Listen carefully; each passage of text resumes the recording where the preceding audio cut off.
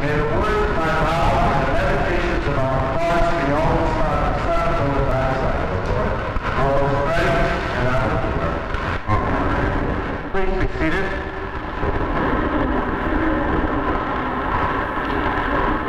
Good morning.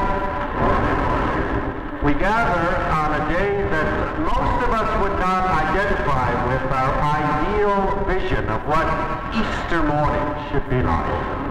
It's rainy, it's gotten even colder than it was when I came in earlier this morning, and yet we have a church packed with people, which is a miracle in and of itself. You know, the crucifixion and the resurrection have to be seen together. And so it's somewhat fitting that we begin Easter's morning on a kind of gloomy note, weather-wise. Because the crucifixion and the resurrection symbolize to us the great themes of life itself. That is to say, the theme of death, and out of death arising new life, resurrection. And so when it's gloomy and cloudy out here, perhaps it's fitting that we begin the Easter narrative, the passage from John's Gospel, at the tomb, at a place of death where human beings are buried physically. It's a kind of maudlin image, I know, and yet we have to bear with it and play with it a little bit. You know, human beings, to the best of our knowledge, are the only species on the planet that actually show that much reverence for their dead, that they have a service that memorializes the dead one, and then place with reverence the dead one's body into a hallowed or sanctified area. That's why cemeteries are so very, very important. In fact, in the Jewish faith, you have to be buried within the boundaries of a Jewish cemetery in order to be saved, in order to be part of the chosen people, even in death. And of course, Christians as well revere and sanctify places where their loved ones are buried. I know that some of you who have lost loved ones here at St. Matthias have their ashes interred at the back of the church in what we call the Memorial Garden area. And it's highly important to all of you who have loved ones back there to periodically pay your respects to them. It's innate within the human spirit to pay your respects to the dead and to want even that place that you know no longer holds them vitally to be kept up and maintained. And so it was with Mary Magdalene and the other disciples of Jesus as well. They went to the place where Jesus had been laid. That is to say, a tomb where the stone had been rolled in front of that tomb, which was mighty heavy. 2 to 3 men probably were necessary in order to roll the stone and cover up the tomb. And when Mary Magdalene came a scant 2.5 days after Jesus' death, what she found was that the stone had been rolled back and the tomb was open. You could go inside it. And she obviously was thinking that Jesus' body would be found in there, and when she went inside the tomb, it was not to be. And so with some fright, she went back and she told the other disciples, "They've taken away the body."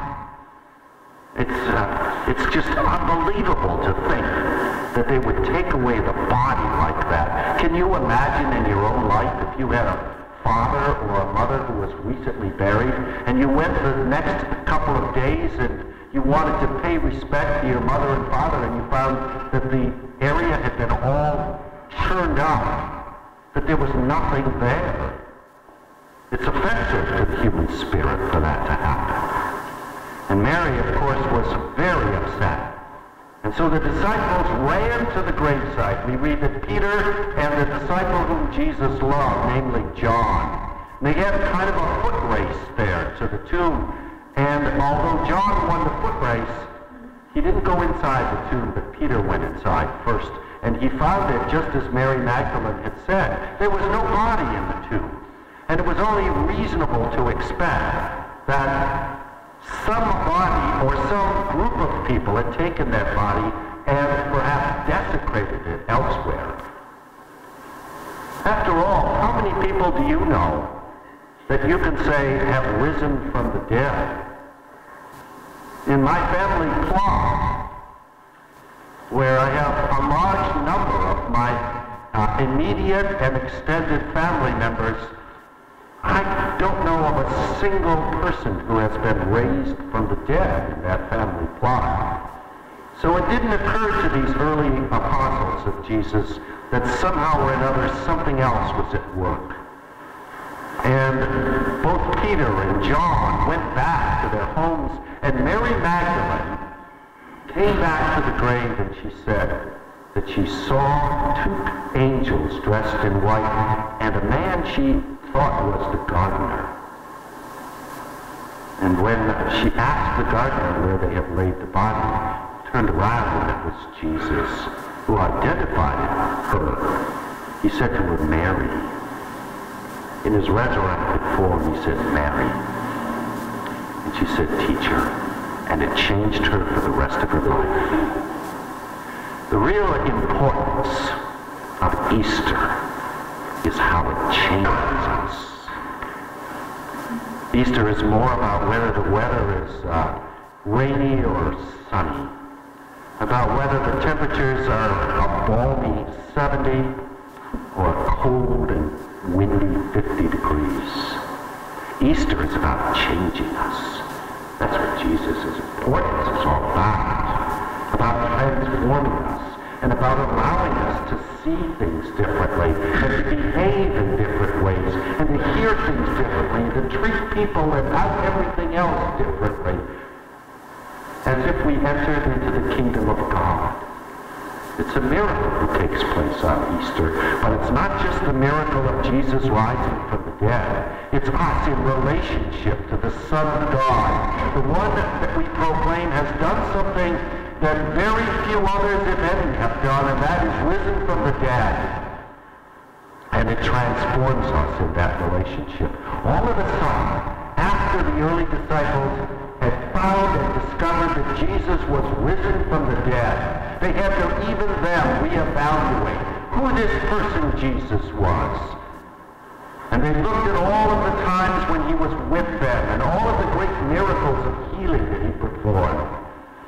When he took some of his spit and he healed people from blindness.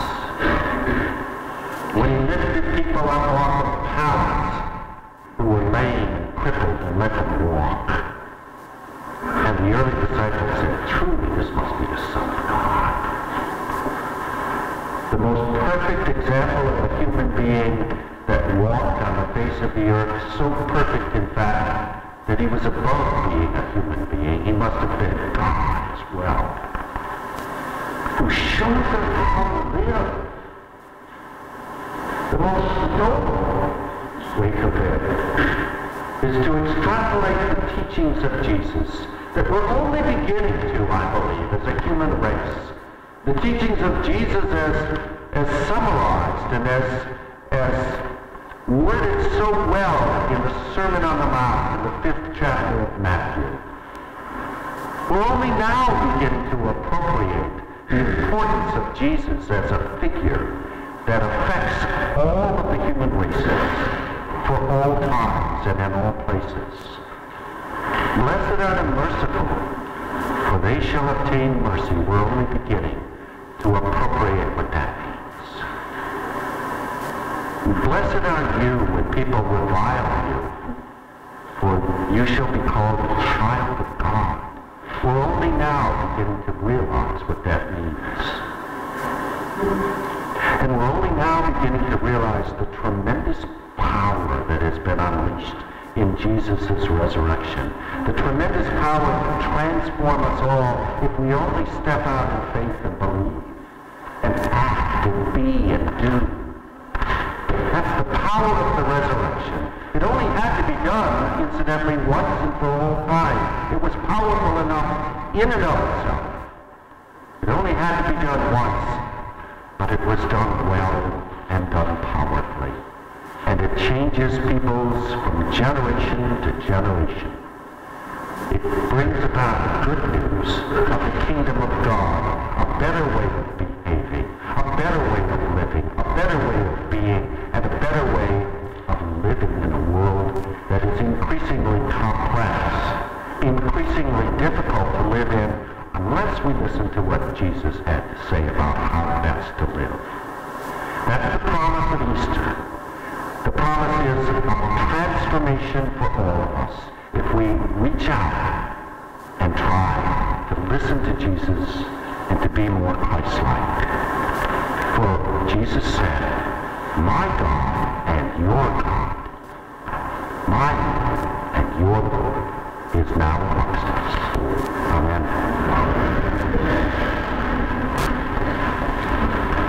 Now let us stand and say aloud together, I sing free.